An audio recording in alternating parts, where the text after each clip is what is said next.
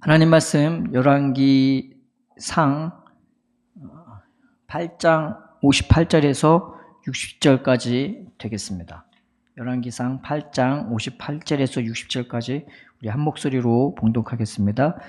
우리의 마음을 주께로 향하여 그의 모든 길로 행하게 하시오며 우리 조상들에게 명령하신 계명과 법도와 율례를 지키게 하시기를 원하오며 여호와 앞에서 내가 간구한 이 말씀이 주야로 우리 하나님 여호와께 가까이 있게 하시옵고 또 주의 종의 일과 주의 백성 이스라엘의 일을 날마다 필요한 대로 돌아보사 이에 세상 만민에게 여호와께서만 하나님이시고 그 외에는 없는 줄을 알게 하시기를 원하노라. 아멘.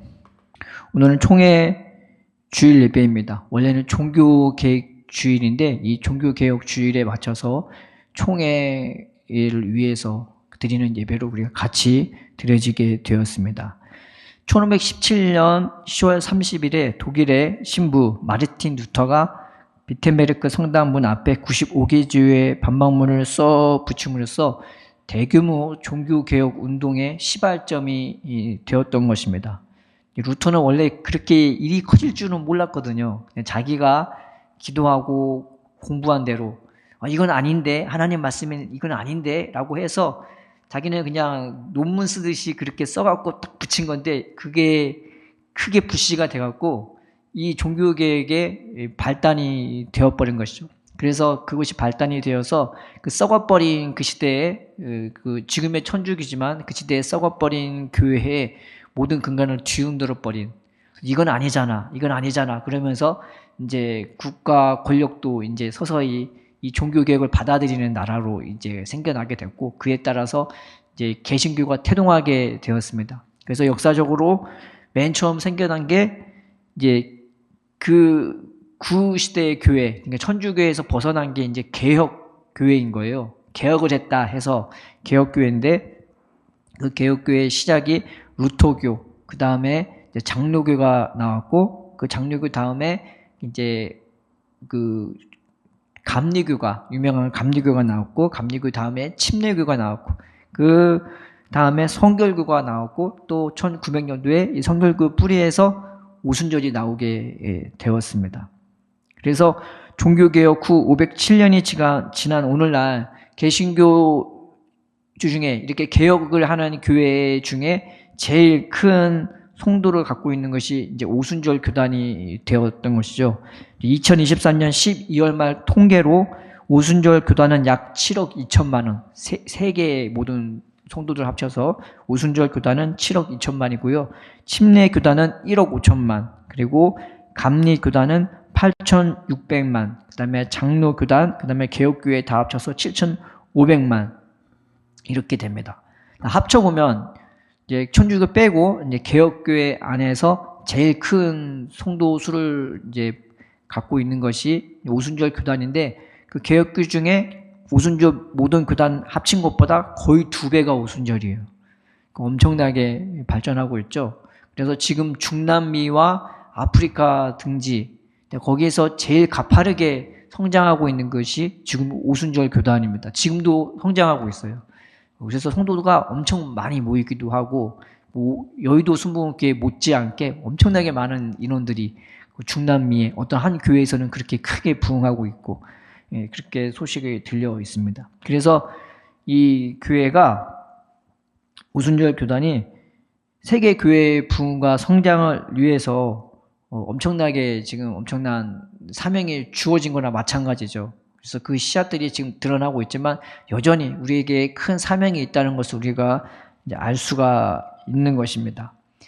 우리가 이 교회의 그 성장과 그리고 부흥을 위해서 세계 교회의 성장과 부흥을 위해서 오순절 교단이 잘 하고 있지만 그럼에도 불구하고 우리는 끊임없이 이제 개혁이 되어야 되는 겁니다. 지금 당장 눈에 보이는 것 치중해서 하는 것이 아니라 우리가 늘 개혁이 되어야 되는 거죠. 개혁은 그냥 한번 개혁했으니까 그냥 쭉 가는 게 개혁이 아닌 것입니다. 고린도후서 4장 16절에 우리의 겉사람은 후패하나 우리의 속은 날로 새롭도다 라고 말하고 있죠. 그래서 교회의 이 생명력은요 끊임없이 새롭게 되는 은혜인 거예요. 그러니 당연히 교회도 새롭게 될 수밖에 없는 것입니다. 이건 교회의 생명과 관련이 되어 있고 교회의 본질과도 같은 것입니다. 이게 새롭게 되는 것, 끊임없이 개혁이 되는 것이 교회의 성장과 부흥을 위해서 우리가 먼저 가지고 가야 돼. 우리에게는 숙명과 같은, 우리에게는 생명과 같은, 이것이, 이 생명력이 내한테 끊임없이 새롭게 태어나는지 거듭나는지 새로워지는지 우리가 살펴봐야 할 그 문제인 것이죠. 그래서 오늘 본문 말씀이 솔로몬 성전이었단 말이에요. 솔로몬 성전이 봉헌이 되었어요. 이스라엘 역사 중에서 가장 부유했을 때, 이스라엘 역사 중에서 가장 강력했을 때가 솔로몬 때였단 말이죠. 다윗은 싸움하느라 바빴고 그 다음에 그 부유와 영광을 솔로몬에게 주어졌는데 이 솔로몬이 그걸 잘 관리를 했단 말이에요. 그래서 엄청나게 부유해갖고 애굽에서 유브라데까지 이 솔로몬이 그 시대에 굉장히 유명했었습니다. 그래서 가장 막강하고 부유했을 때 뭘 했냐? 하나님의 성전을 지었습니다. 그거 다 짓고 난 다음에 그 하나님께 드리는 기도가 오늘 본문의 말씀인 거죠. 그런데 하나님은 솔로몬에게 경고했어요. 뭐라고 경고했냐면은 그 솔로몬은 사랑하고 좋아했지만은 그럼에도 불구하고 그를 사랑했기에 해줬던 경고가 이 성전이 내 앞에 아무리 아름답게 세웠을지라도 너희들이 만약에 나를 떠나고 죄 가운데 계속 가면은 이 눈앞에 있는 성전이라도 내가 버릴 거라고. 너희가 내 얼굴을 찾고 돌아올 때까지 내가 버릴 거라고. 그러니 네가 다윗의 길로 행하라고. 네 마음을 다해서 다윗의 길로 행하라고. 그 사랑의 길로 행하라고 분명히 하나님은 경고하셨었습니다. 그래서 눈에 보이는 화려함은 얼마 못 간단 말이에요. 우리가 여의도 순복음 교단이 아무리 7억이 있다 그래도 우리가 교세를 믿으면 안 되고 우리가 부유를 믿으면 안 되고 하나님의 말씀을 붙잡고 그 말씀하면서 날마다 우리의 생명과 본질을 붙잡고 하나님의 은혜와 생명이 끊임없이 나타나도록 끊임없이 개혁되도록 우리는 우리 스스로를 살피고 그렇게 하나님 앞에 기도함으로 나아가야 되는 겁니다. 오늘 이 말씀을 솔로몬이 했던 이 기도를 보면서 교회가 가져야 될 생명력이 무엇인가, 끊임없이 개혁되어야 될 부분이 무엇인가 우리가 한 가지씩 살펴보고자 합니다. 58절에 이 말씀이 있습니다. 우리의 마음을 주께로 향하여 라고 나와 있죠. 무엇이 교회에서 가장 개혁이 되어야 되는가? 딴 것이 아니라 우리의 마음인 것입니다. 모든 문제의 출발점이 이 마음에서부터 비롯돼요. 그리고 이 마음으로부터 발생하기 마련인 것입니다. 아담과 하와가 그 마음을 지키지 못해서요. 하나님이 주셨던 그 말씀, 이거 너에게 생명이 아니야. 이거 먹으면 죽어.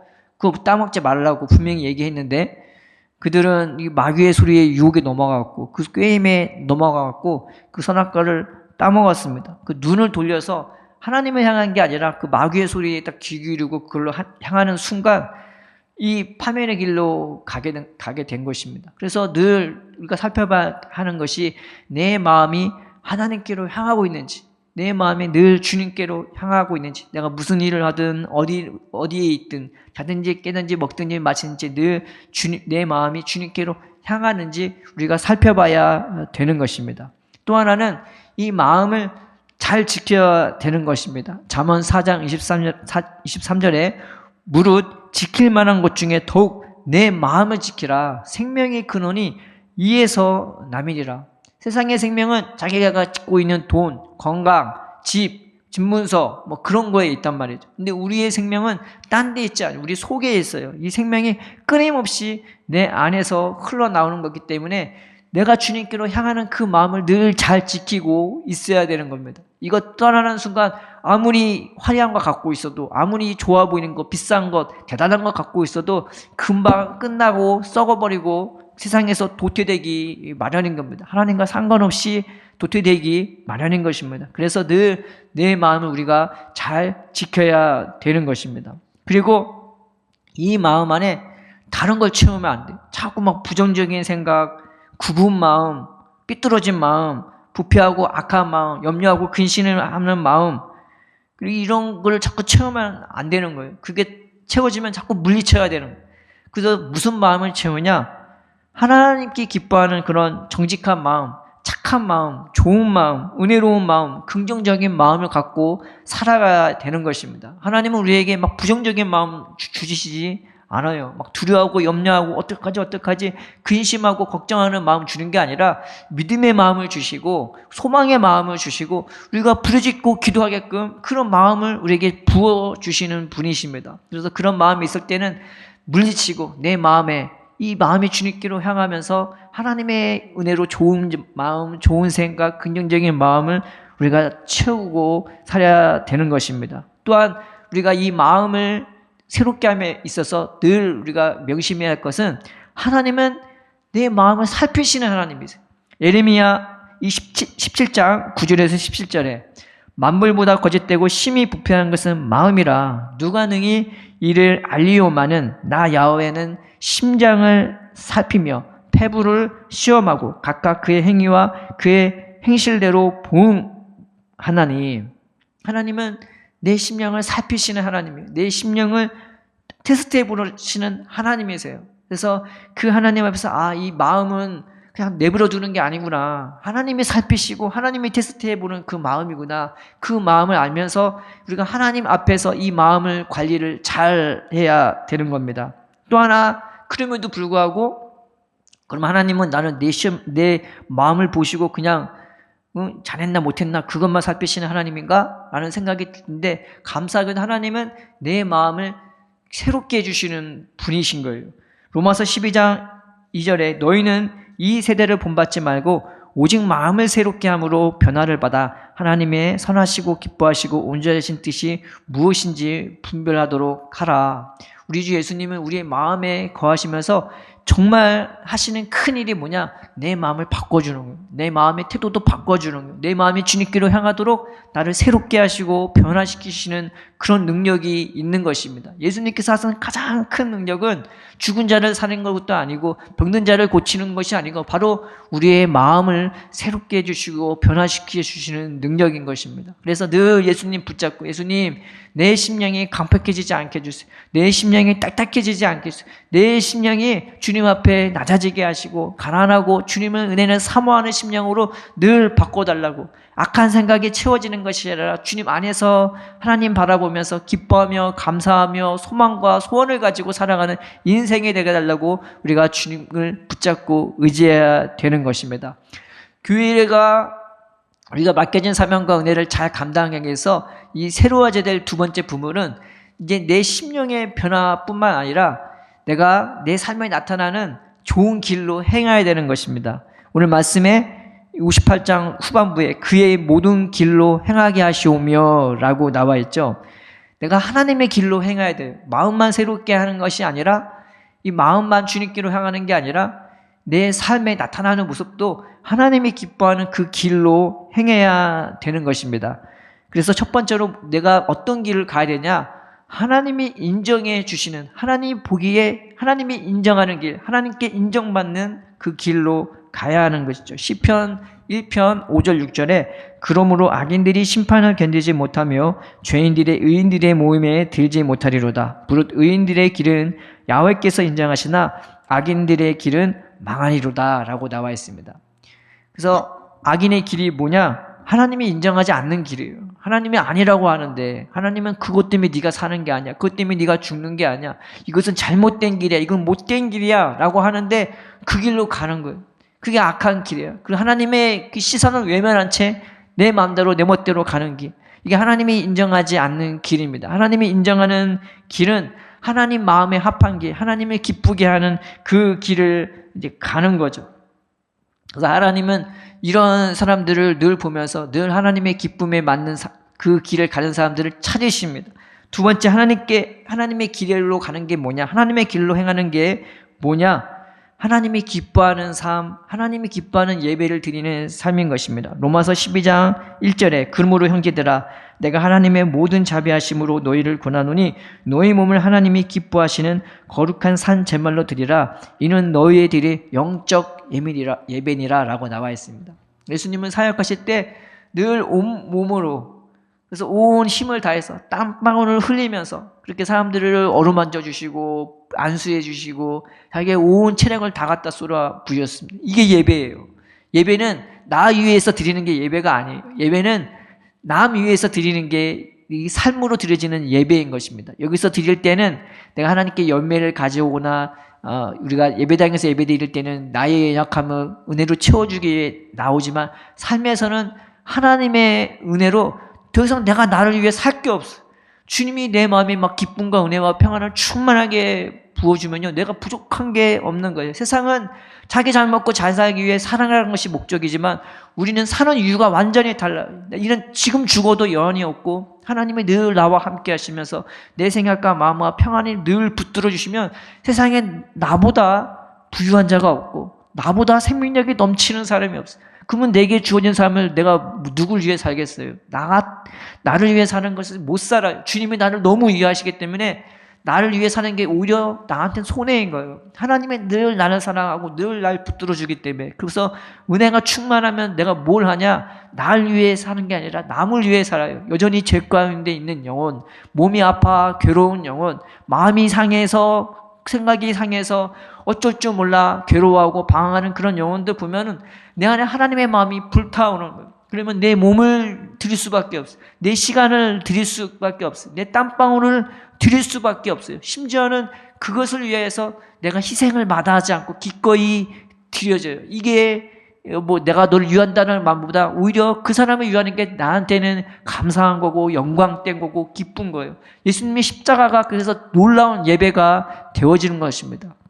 하나님을 몰라도 너무나 모르는, 진짜 생명이 뭔지도 너무나 모르는 그 영혼들 위해 십자가에서 자신의 피를 다 갖다 쏟아 부어 주셨지 않았습니까? 그래서 그 몸으로 우리 죄 감당하시면서 진짜 생명이 강한 게 뭔지, 진짜 은혜가 뭔지, 진짜 부유한 게 뭔지를, 진짜 예배가 뭔지를 십자가에서 다 갖다 부어 주신 것입니다. 그래서 주님의 길로 간다는 것은 하나님이 기뻐하는 그 길을 가는 것, 죽은 영혼, 아픈 영혼, 방황하는 영혼 위해서 내 땀방울과 내 시간과 내 체력과 내 가진 재산도 기꺼이 사용하면서 기꺼이 드리면서 헌신하는 삶이 주님이 기뻐하는 삶, 주님이 기뻐하는 예배가 되는 것입니다. 세 번째, 하나님의 길로 가는 게 뭐냐? 마태복음 7장 13절 14절에 좁은 문으로 들어가라. 멸망하러 인도하는 문은 크고 그 길이 넓어 그리로 들어가는 자가 많고 생명으로 인도하는 문은 좁고 길이 협착하여 찾는 자가 적음이라. 세상에는 너무나 많은 길이 있어요. 너무나 많은 평안한 길이 있고 너무나 많은 그냥 안일한 삶이 많아요. 그런데 거기에서도 우리의 눈과 귀를 유혹하는 게 너무나 많죠. 쾌락의 유혹도 있고 알코올 중독도 있고 동성애, 도박, 마약, 그 외에 내 마음을 빼앗는 것들이 너무나 많이 있습니다. 근데 그것의 특징이 뭐냐면 다 그 순간뿐이에요. 그때만 좋아요. 나머지는 괴로운 거예요. 그런데 하나님의 은혜는 순간이 아니라 매 순간 그냥 끊임없이 은혜와 사랑으로 우리를 붙들어주고 인도하는 길인 것입니다. 때로는 신앙의 길이 좁아 보여요. 신앙의 길이 너무나 좁아 보이고 괴로워 보여요. 그런데 그 문으로 들어가면은 그 안에는 하나님의 이루 말할 수 없는 세상의 모든 것을 다 합쳐도 채울 수 없는 그 생명과 평안과 은혜를 우리에게 부어주시는 것입니다. 하나님의 길은 바로 생명의 길이고 평안의 좁아 보인다 할지라도 생명의 길, 평안의 길이 되어지는 것입니다. 그래서 우리가 주님 앞에 하나님 내가 이 길로 갈 수 있게 해달라고 늘 하나님 이 좁은 길 안에 그 문에 들어가서 하나님의 생명 안에 거하는 그 길로 살게 해달라고 우리가 주님 앞에 기도해야 되는 것입니다. 여호수아 1장 7절 8절에 또 이 말씀이 있죠.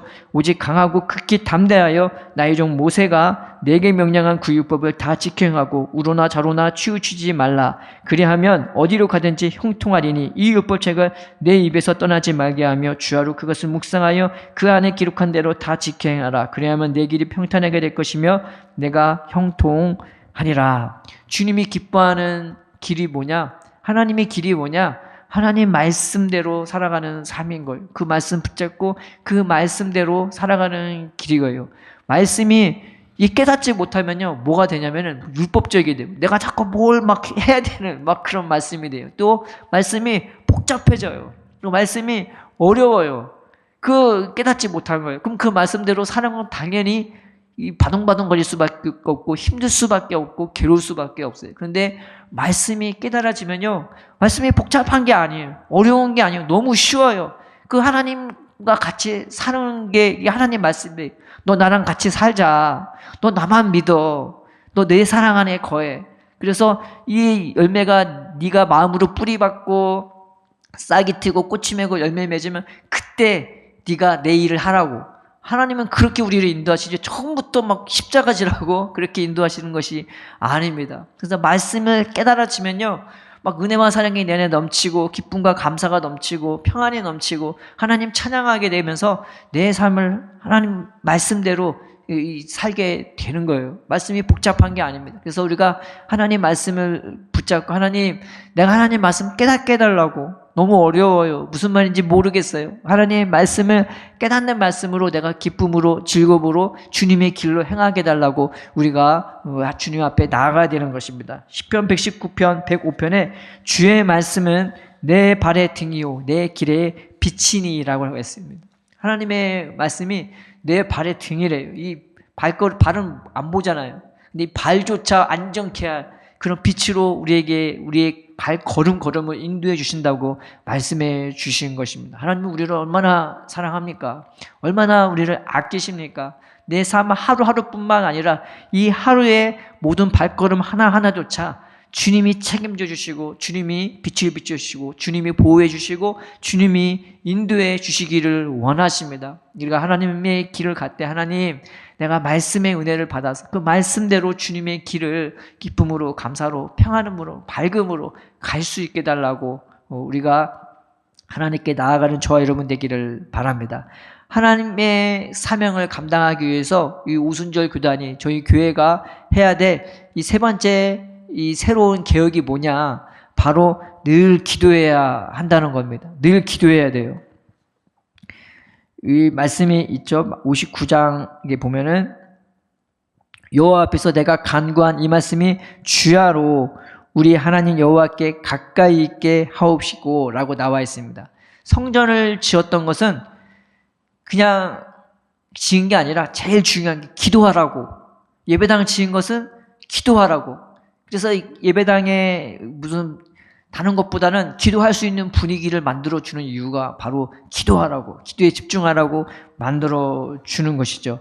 제가 여의도 순복음교회 30대 초반에 정말 큰 은혜를 받고 그때부터 여의도 순복음교회에 등록을 안 했지만은 저는 이미 그때 전도사였고 그래서 잠깐 거기 다녔었는데 깜짝 놀랐던 것이 뭐냐면은 예배도 많이 드리지만 성도도 엄청 많이 모이고 예배 전에 막 줄이 밑에까지 서 있고, 그런데 이제 각각 기관에 의해서 이제 흩어지면서 각각 기도를 하잖아요. 근데 이게 선교회관이 있어요. 거기 제가 세계 그 복음 협회 그 선교 기관에 갔는데 거기서 예배를 드리게 됐는데 깜짝 놀란 게 뭐냐면은 모여서 또 예배를 드리는 거예요. 자기들끼리. 그 선교 단체 50명, 100명 되는 그 인원에서 예배를 드리는데 그 전체가 선교 회관이었는데 깜짝 놀란 게 그 전체가 기도로 울리는 것 같아요. 거기서 또 막 기도하고 예배하고 막 그래요. 그래서 깜짝 놀란 게 이 순복음교회가 괜히 순복음교회가 아니구나. 정말 열심히 예배하고 열심히 기도하고 정말 하나님 말씀 잘 붙잡고 정말 뭐 하나님 어린아이처럼 순종하고 따르고 믿고 그렇게 기도하는구나 하면서 제가 그때 감탄했어요. 마음의 감동을 받았습니다. 교회는 딴 게 아니에요. 무엇보다도 기도해야 되는 것입니다. 빌립보서 4장 6절 7절에 아무것도 염려하지 말고 다만 모든 일에 기도와 간구로 너희 구할 것을 감사함으로 하나님께 아뢰라. 그리하면 모든 지각에 뛰어난 하나님의 평강이 그리스도 예수 안에서 너의 마음과 생각을 지키시리라. 그런데 기도만 하는 게 아니라 간구하는 거예요. 간절히 구하고 부르짖고 기도하는 거죠. 예수님이 겟셋마네에서 기도할 때요, 히브리서 보니까 울면서 통곡하면서 기도했대요. 그래서 온 마음을 쏟고 온 힘을 다 쏟아 기도하는데 땀방울이 핏방울처럼 됐다고. 얼마나 막 힘을 줘서 기도했는지 이 혈관이 다 터져서 이제 핏방울처럼 됐다고 나와 있는 것입니다. 그러니 십자가 못 박히기 전에 이미 몸은 이미 체력이 다 고갈된 상태가 있지 않겠습니까? 그래서 그렇게 예수님이 기도하셨어요. 기도의 본을 보여주신 것이죠. 그래서 예수님은 십자가에서 승리하기 전에 이미 기도로 승리했던 것입니다. 우리는 딴 걸로 승부 보려면 안 돼요. 교회는 딴 걸로 승부하는 거, 머리 잘 써서 돈을 잘 굴려서 인맥을 잘 써서 그렇게 승리하는 게 아니라 여기서 이 제단에서 기도해서 승리해야 되는 것입니다. 그래서 에레미야 33장 3절에 이런 말씀이 있는 거죠. 너는 내게 부르짖으라. 내가 내게 응답하겠고 네가 알지 못하는 크고 은밀한 일을 내게 보이리라. 성경의 모든 사람들은 다 기도의 사람들이었습니다. 아브라함도 기도의 사람이어서 자기 조카 롯이 망하게 생겼어요. 죽게 생겼어요. 거기서 하나님과 씨름하면서 중보로 하나님 50명만, 하나님 45명, 하나님 40명, 30명, 20명, 10명까지 줄여버렸어요. 그게 아브라함의 끈질긴 기도였던 것입니다. 그리고 모세도 이 하나님이 말씀을 주었고 이스라엘 백성을 구원했는데 거기서 처음부터 우상을 만들었어요. 말하자면 결혼하자마자 바람핀 거랑 마찬가지란 말이에요. 그래 얼마나 하나님이 괘씸해요. 방금 앞에서 우상 만들지 말라고 했는데 그 하나님 면전에서 우상을 만들어버려요. 아주 웃긴 백성이었습니다. 그래서 하나님이 쳐버리려고 하니까 그 앞에서 자기 목숨을 담보로 하나님 이 백성 멸하지 말라. 차라리 날 죽여달라고 하면서 중보했던 사람이었습니다. 사무엘도요. 그 시대의 사람들이 하나님을 뭐 섬긴다고 하지만 명색이 그냥 겉으로만 그런 거지 그들이 하나님을 구한 게 아니라 왕을 구했어요. 세상 사람처럼 힘있고 키 크고 대단한 사람이 우리 왕이 되어서 이 전쟁에서 우리를 승리케 해달라고. 그들의 목적이 진짜 하나님이 아니었단 말이에요. 하나님의 속도 다 보심에도 불구하고 그 왕을 허락해 주었었던 거죠. 그만큼 그 시대는 간박하고 완악했었습니다. 그럼에도 불구하고 사무엘은 그 백성들을 위해서 늘 기도하고 중보했었고요. 다윗도 늘 그 시대의 백성을 위해 성경을 보면은 다윗의 기도가 얼마나 많이 했습니까? 사는 내내 늘 기도했었던 사람이고 엘리사와 엘리야도 그 나라를 위해서 자기가 생명을 쫓기는 와중에서도 늘 하나님 앞에 기도하며 기도로 하나님의 살아계심을 보여줬던 사람이었습니다. 나라가 지금 망하기 직전에 유대 지방의 왕이었던 히스기야와 그 선지자였던 이사야도 지금 예루살렘만 딸랑 남고 전국이 다 초토화돼 갖고 지금 아수르가 지금 이스라엘을 완전 망하게 유다를 망하게 하기 직전인 상황에서도 이사야와 에레미야는 거기서 군사를 어떻게 쓸까? 여기서 저 사람과 어떻게 전술을 잘 짜갖고 말을 잘해서 저 왕의 마음을 돌이킬까? 그걸 한 것이 아니라 주의 성전에 나아가서 기도했어요. 기도했을 때 하나님이 그 기적 같은 일을 베풀어 주셔서 유다는 살아남았습니다. 살아남았을 뿐만 아니라 온 국토가 다 회복되고 나중에는 그 자손 때에 이르러서 북쪽까지 회복이 되는 놀라운 역사를 이루게 된 것입니다. 기도가 그만큼 중요한 것입니다. 예수님도 기도로 본을 보였지 않습니까? 사무엘상 12장 23절에 나는 너희를 위하여 기도하기를 쉬는 죄를 야훼 앞에 결단코 범하지 아니하고 선하고 의로운 길을 너희에게 가르칠 것인지. 데살로니가전서 5장 17절에는 쉬지 말고 기도하라고 말하고 있는 것입니다. 그래서 기도는 무엇보다도 우리에게 호흡과 같은 거예요. 부부 사이의 관계 부분은 대화가 끝나면 그건 벌써 부부 사이가 끝난 거나 마찬가지인 거죠. 이 부부 관계가 살아있다는 것, 그 생명력이 유지가 되고 있다는 것은 서로 간에 대화하고 눈을 마주치고 서로 얘기를 듣기도 하고 말하기도 하고 때로는 실없는 소리도 하기도 하겠지만 그럼에도 불구하고 부부관계는 서로 간에 사랑하고 있고 서로 간에 존중이 있고 서로가 서로를 받아주는 마음이 있기에 끊임없이 대화하고 눈을 마주치고 시간을 같이 보내고 손을 잡고 어디를 같이 가고 같이 생각하고 같이 의논하는 게 이게 부부관계이지 않습니까? 신앙도 마찬가지예요. 내가 주님과 같이 살면서 이제 내 일을 나만 혼자 골똘히 골몰하는 게 아니라 하나님과 대화하고 하나님께 물어보고 또 하나님은 어떤지 하나님은 잘 지내셨는지 오늘 하루 어떻게 지냈는지 내가 하나님의 얘기를 들어보기도 하고 물어보기도 하면서 그냥 부부관계가 깊어지는 것처럼 나와 하나님의 관계도 깊어지는 겁니다. 이 살아있다는 게 바로 그런 거잖아요. 내 부부관계가 살아있다는 게 신앙관계도 나와 하나님과 관계가 살아있다는 게 이 기도가 점점 넓어지고 풍성해지고 깊어지는 것입니다. 그래서 교회가 이 새롭게 날마다 개혁되기 위해서는 이 기도가 날마다 새로워지고 깊어져야 하는 것입니다. 우리에게 주어진 이 기도의 시간을 우리가 중요하게 생각하면서 그리고 이 기도의 시간을 기도하는 그 자체를 우리가 감사하게 생각하면서 하나님과의 나와의 관계를 넓혀가는 우리가 되었으면 좋겠습니다. 열왕기상 8장 59절에서 60절 다시 한번 보면은 여호와 앞에서 내가 간구한 이 말씀이 주야로 우리 하나님 여호와께 가까이 있게 하시옵고 또 주의 종의 일과 주의 백성 이스라엘 일을 날마다 필요한 대로 돌아보사 이에 세상 만민에게 여호와께서만 하나님이시고 그 외에는 없는 줄을 알게 하시기를 원하노라. 내게 주어진 삶은 내가 관리하는 것이 아니라 하루하루 하나님이 친히 관리해 주시고 보호해 주시고 인도하시는 이러한 삶을 살아가는 저와 여러분 되기를 주님의 이름으로 축원드립니다. 우리 순복음 성회교회와 그다음에 순복음 교단이 이런 하나님의 은혜로 날마다 새롭게 되어졌으면 좋겠습니다. 늘 마음을 하나님께로 그리고 늘 하나님의 길로 행하면서 늘 기도하는 그런 교회로 그런 교단으로 날마다 새로워져서 하나님의 맡긴 그 사명과 그 축복을 잘 감당하는 그런 교회와 교단이 되기를 주의 이름으로 축원드립니다.